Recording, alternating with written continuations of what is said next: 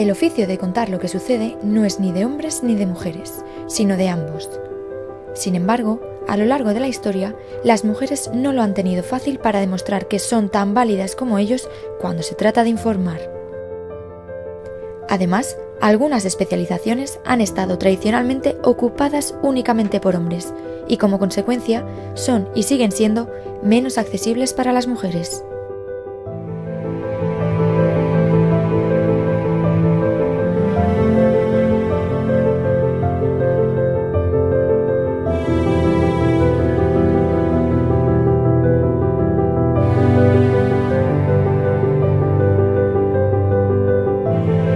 Que no tiene sentido crítico es tremendamente peligrosa para sí misma porque no va a ser capaz de defender sus libertades y sus derechos. Bueno, periodismo, de entrada yo cuando empecé a hacer periodismo era en la escuela, no había facultad de comunicación todavía y era en un piso, o sea, era una habitación, entonces yo creo que en total en Barcelona, pues yo no sé en primero si éramos eso, 25, 30 como mucho, y mujeres pues seríamos pues 6 o 7. O sea, era muy minoritario. Tenías que estar continuamente demostrando que eras capaz de hacer eso que querías hacer, ¿no? Porque la capacidad no se te supone. Y eso sigue igual hoy en día todavía. Servicios prestados y ambiciones recompensadas. Rosa María Calaf, nacida en 1945, fue una de las primeras mujeres que se abrió paso entre dos mundos dominados por hombres, el periodismo y la política internacional. Corresponsal durante casi 40 años en Televisión Española, ha cubierto numerosos episodios de la historia reciente desde más de una decena de países. Cuando yo empecé, la primera fue Paloma Gómez Borrero, porque vivía en Italia, estaba casada con un italiano, y entonces empezó a trabajar para televisión desde allí, que no la tuvieron que desplazar, ¿no? Y luego ya empecé yo.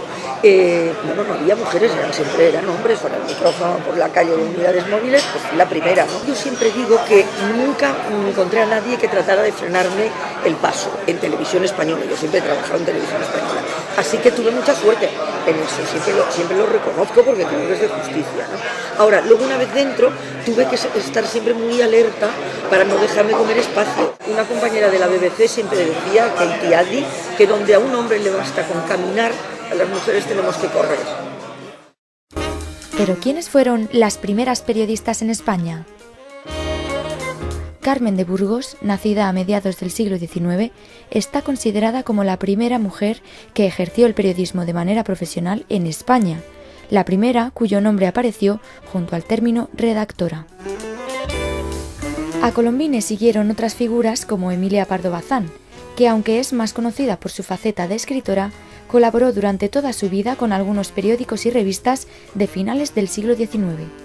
Después vendrían las corresponsales en el extranjero.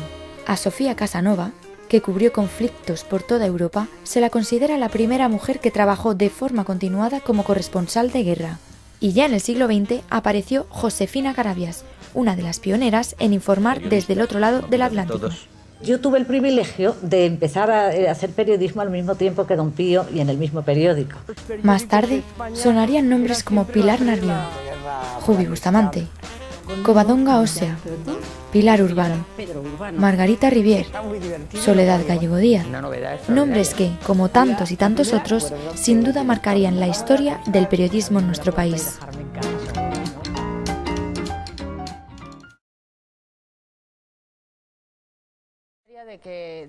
Ana Pardo de Vera es una de las pocas mujeres que hoy por hoy dirigen un periódico generalista en nuestro país. Participó en la fundación de Público en 2007 y desde el año 2016 se sitúa al frente de este diario. No he tenido problema como redactora de política. Ahora bien, la relación con los políticos ya es otra historia. Ahora menos, pero era un mundo muy masculino. No tanto por el número de diputados como por las actitudes y por siempre ha sido un mundo pues, de hombres y de poder masculino. Cuando yo accedí al periodismo y observaba las redacciones, tanto de La Voz de Galicia como de otros medios, Día 26, etcétera, etcétera, no es que hubiese un problema en la sección de política, pero sí veía secciones que eran prácticamente ocupadas por mujeres, como la sección de sociedad. La política editorial de un medio la deciden los contenidos políticos, siempre. Entonces, las áreas que menos influyen en esos contenidos, es decir, los temas que menos son portada, esos temas siempre los hacían mujeres. En su carrera periodística también ha experimentado el paso por las asesorías de gobierno de varios ministerios. Mujeres en las asesorías, muy pocas. El secretario de Estado de Defensa tenía un gabinete militar, como el ministro, y un gabinete político, que es el de libre designación, y ahí es donde me metieron a mí. Por supuesto, era la única asesora, y además sumaba dos cosas.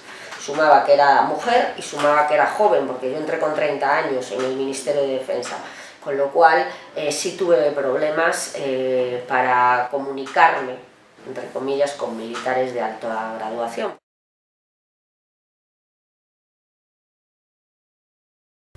Otra de las áreas más masculinizadas en el periodismo es el deporte.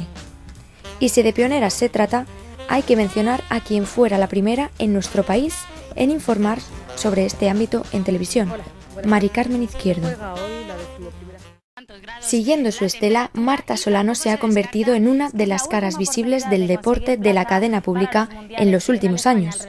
Como presentadora de deportes, ha recorrido todas las ediciones del telediario y ha informado desde el terreno de juego en multitud de ocasiones. Bueno, a mí siempre me ha gustado el deporte, he practicado deporte, he jugado baloncesto durante muchísimo tiempo, me gusta también ver deporte como espectadora. Pero la verdad es que nunca me había planteado vocacionalmente ser periodista deportiva. Todo fue un poco circunstancial, luego reconozco que me gusta y poco a poco te atrapa, porque es verdad que es un modo de vida, es muy dinámico. En verano estás en unos Juegos Olímpicos, en un Mundial o en una Eurocopa. Te atrapa también la cercanía con los deportistas, los valores del deporte, las noticias positivas, un poco todo. En 2008 estaba acreditada para los Juegos Olímpicos de Pekín. Unos días antes de coger el avión para Pekín, estaba acreditada desde febrero, etcétera. Trabajando, pisé mal, tuve una caída desafortunada y me rompí el sacro. Lloré lo que no está escrito porque para mí era un sueño, eran los Juegos Olímpicos, y cuando 4 años después se vuelve a presentar la oportunidad, en este caso no iba como reportera sino como imagen un poco de televisión española de la 1, continuidad, pues bueno, para mí fue decir, bueno, hay veces que en la vida no sabes por qué, pero hay trenes que pasan 2 veces, volví a pasar el tren, lo cogí y bueno, para mí es el mejor trabajo que he hecho, ¿no? A pesar de que las sociedades han cambiado y las mujeres hoy tienen más opciones en el periodismo, sigue habiendo desigualdades. Cuando yo empecé, prácticamente no había mujeres que opinaban, salvo en secciones de sociedad, cultura, educación, sanidad, todo esto. Pero ahora yo creo que está más o menos igualado el panorama. ¿Cuál es el problema? No se llama a mujeres porque no hay mujeres referentes. ¿Por qué no hay mujeres referentes? Porque no se ha molestado nadie en visibilizarlas. Es como la misma historia. Los propios hacedores de la historia no se han molestado en recoger los nombres de las mujeres. ¿Por qué? Porque es un poder masculino el de toma de decisiones siempre.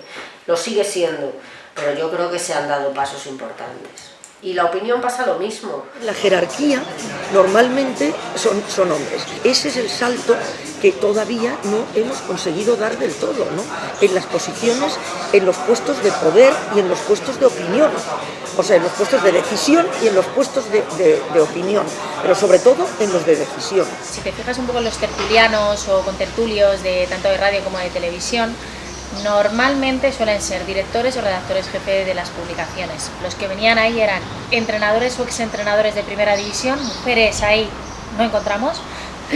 Encontrábamos, por ejemplo, también directores o redactores jefes de periódicos o de medios de comunicación con firma importante. Si te das cuenta, ahí no encontramos. Cuando hay mujeres en los puestos de mando, la mirada es diferente. Creo que sí se intenta siempre en minoría porque realmente seguimos siendo una minoría, ¿no?, en esos puestos.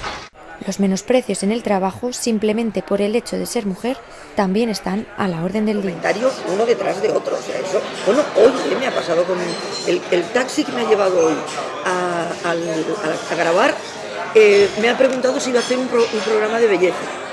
Por eso digo que las cosas no te creas que han cambiado tanto, ¿eh? En superficie es distinto, la legislación afortunadamente ha cambiado, pero las mentalidades no. Cuando yo presentaba Estudio Estadio, que yo era la presentadora, un comentario de una persona, de un compañero, que luego no se disculpó, bueno, es su manera de pensar, que en su opinión solo podían hablar de fútbol las personas que tenían testosterona, ¿no? Son cuestiones muy violentas. Lo que pasa es que poco a poco, con el tiempo, vas haciendo callo y sabes reaccionar. Ahora también te digo una cosa, y la que diga que no miente. Yo he tragado mucho, quiero decir, no siempre he reaccionado. Muchas veces me he quedado callada, he bajado la cabeza y he hecho como si no pasara nada. Muchas veces ni te escuchan, ni te consideran, etcétera, etcétera. Lo intentan disimular, pero lo notas. Y yo sí, eso sí lo he notado. Después de presentar Estudio Estadio durante 2 temporadas, llega un nuevo director y propone cambios, que yo pase de ser la presentadora de Estudio Estadio a la chica que lee los tweets. Creo que en ese caso privaba más el modelo de periodista florero de ponte un vestido, estate mona y habla poco y lee tweets, en vez del de periodista profesional que lo puede hacer igual que un hombre. Al final la manera de callar bocas es demostrándolo. Estar en cenas, despedirse, venir una persona a la que no te han presentado, ¿no? Un hombre, y entonces quedárseme así y decirme, ay, perdona, no nos han presentado, ¿tú eres la mujer de quién? Estar montando la oficina de Buenos Aires, por ejemplo, de Televisión Española para América del Sur, y cuando fui a firmar la compra de material a Sony y todo eso, pues después de estar hablando un rato con el director general de Sony en Argentina, le digo, bueno, firmamos, y me dice, pero no estamos esperando a su jefe. Siempre hay comentarios insidiosos, ya sabes que las mujeres siempre tenemos que haber hecho algo oscuro para estar en puestos de responsabilidad. Es muy grave que todavía haya gente que piense así, que no podamos acceder a los puestos por nuestras capacidades.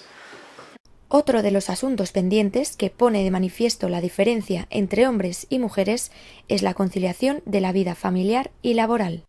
La conciliación es prácticamente imposible. ¡Socorro! Yo cuando estaba en deportes iba a contracorriente continuamente. O entraba a las 3 de la mañana, cuando presentaba el telediario matinal, embarazada incluso, o salía a las 2 de la madrugada después de presentar Estudio Estadio. Trabajaba fines de semana, trabajaba festivos, es muy complicado compaginarlo con una pareja, con una familia, con una vida normal, pero sobre todo yo creo que la vida te cambia mucho cuando tienes hijos, ¿no? ¿Cuál es el precio que tienes que pagar, no? Nunca he querido tener hijos, lo que sí he tenido es que explicar toda mi vida por qué no quería tener hijos, porque siempre el hecho de que una mujer diga que eso es una opción absolutamente libre, que la vida de las personas, sean hombres o mujeres, pasan por la maternidad y por la paternidad, sí o no, no es obligatorio, no se entiende y se acepta mal, ¿no? Y en determinados ámbitos se critica mucho. Es una cuestión de dar con la persona adecuada, y yo en eso lo tengo clarísimo. Tengo un hijo de 3 años y lo he bañado 3 o 4 veces en sus 3 años. No puedes tener hijos y tener una alta responsabilidad a la vez. Si no dejas o delegas completamente el cuidado en terceras manos, o no tienes una pareja que esté dispuesta a hacer la parte que tú no puedes hacer, además sí de necesitar ayuda externa. Pero es una pregunta que también como periodistas, mujeres, debemos de incluir en los cuestionarios a los hombres. Si hay algo en lo que coinciden las 3 protagonistas, es en la idea de que el feminismo es necesario. Tengo mi propia política de políticas de igualdad. Siempre que pueda decidir de puestos de responsabilidad y se me planteen varias posibilidades en igualdad de condiciones, y una de ellas, o 2 de ellas, o 3 de ellas, sea una mujer, elegiré a una mujer. Siempre. O sea, por eso creo en las cuotas. Porque creo que lo que se nos está negando tiene que darse por derecho, por ley. Mientras se nos estén cerrando puertas, tiene que ser por ley. Y el día que no haya que hacerlos, habremos alcanzado la igualdad real. Es doloroso, es doloroso. Hay que seguir luchando contra ello hasta el final, y el final es la igualdad real, sin ninguna duda, en periodismo y en todas las profesiones. Creo que es muy importante en todos los ámbitos de la vida, pero cuando estás trabajando en un mundo tradicionalmente masculino y cuando los protagonistas también son hombres, los futbolistas, por ejemplo, los deportistas, que nos hagamos respetar. Creo que si tú marcas los límites y estás lanzando un mensaje de oye, yo no vengo aquí a ligar contigo, vengo a trabajar, me gano su respeto con mi profesionalidad, con mi comunicación verbal y no verbal, con todos los gestos, en todo momento, incluso tomando un café. Y si alguna vez te ofrecen un trabajo en el que primen tus medidas, el vestido que llevas o el tonteo que tengas con quien sea, creo que ahí nosotras tenemos que decir que no. Cuando nosotros hablamos, cuando nosotros informamos, si no informamos y no hablamos desde una perspectiva de género, estamos ayudando a que se consoliden esos estereotipos. Hay que hacer entender que no hay funciones masculinas y funciones femeninas, que lo que sí hay son talentos y capacidades y cualidades, eso sí, diferentes, y cada uno tiene que aprovechar, bueno, pues las que tiene, ¿no? Pero en situación de igualdad, o sea, no unas son inferiores a las otras, ¿no? Y eso es lo que no se ha conseguido cambiar. Aún queda camino por recorrer, solo hay que seguir los pasos de las grandes mujeres periodistas.